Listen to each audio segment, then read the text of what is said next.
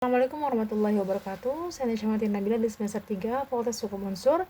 Di sini Nabila akan mereview materi perkuliahan dari Kopi dari lanjutan pada pertemuan ketiga, yaitu membahas tentang penggolongan penyertaan. Yang pertama ada menurut KUHP, di mana ada yang pertama itu golongan pelaku, yaitu bentuk 1 sampai bentuk 4. Itu bukan pelaku tindak pidana, tapi pertanggungjawaban pidananya disamakan dengan pelaku. Dan yang kedua ialah golongan pembantu, di mana itu bentuk kelima, yaitu diatur dalam pasal 56 dan pasal 57 KUHP.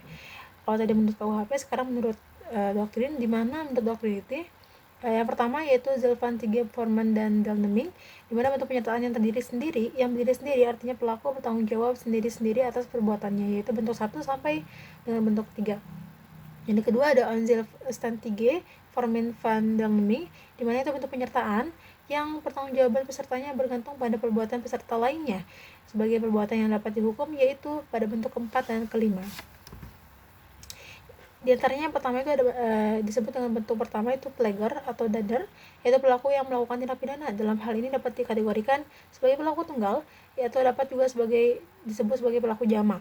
Atau atas dasar itu ada dua pandangan. Yang pertama pandangan yang luas atau ekstensif, yaitu pelaku adalah tipe orang yang menimbulkan akibat yang memenuhi rumusan delik, yaitu ada dalam pasal 55 KUHP.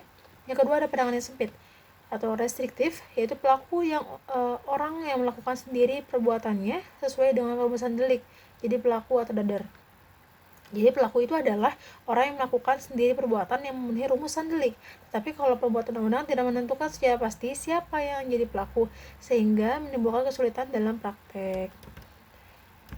Yang kedua itu ada downplager atau menyuruh melakukan. Jadi ini orang yang menyuruh untuk melakukan, yaitu orang yang melakukan tindak pidana menggunakan orang lain sebagai perantara, tetapi perantara itu hanya berperan sebagai alat. Dengan demikian, downplager ini mempunyai ciri yang pertama, ada dua pihak, yaitu pelaku langsung atau manus ministra, dan pelaku tidak langsung, yaitu manus domina. Yang kedua yaitu dalam downplager terdapat unsur-unsur. Yang pertama ada alat yang dipakai adalah manusia, yang kedua alat yang dipakai harus berbuat aktif, yang ketiga alat yang dipakai tidak dapat dipertanggungjawabkan atau dimintai pertanggungjawaban.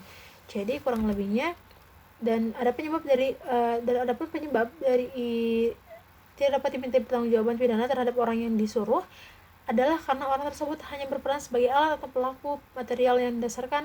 Yang pertama, tidak sempurna pertumbuhan jiwanya. Yang kedua, adanya keadaan yang memaksa. Yang ketiga, adanya perintah jabatan yang tidak sah.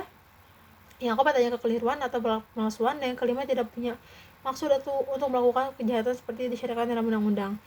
Untuk pertemuan yang ketiga, saat itu hanya sekian materi yang dibahas, dan selebihnya nanti akan dibahas pada pertemuan selanjutnya. Terima kasih. Wassalamualaikum warahmatullahi wabarakatuh.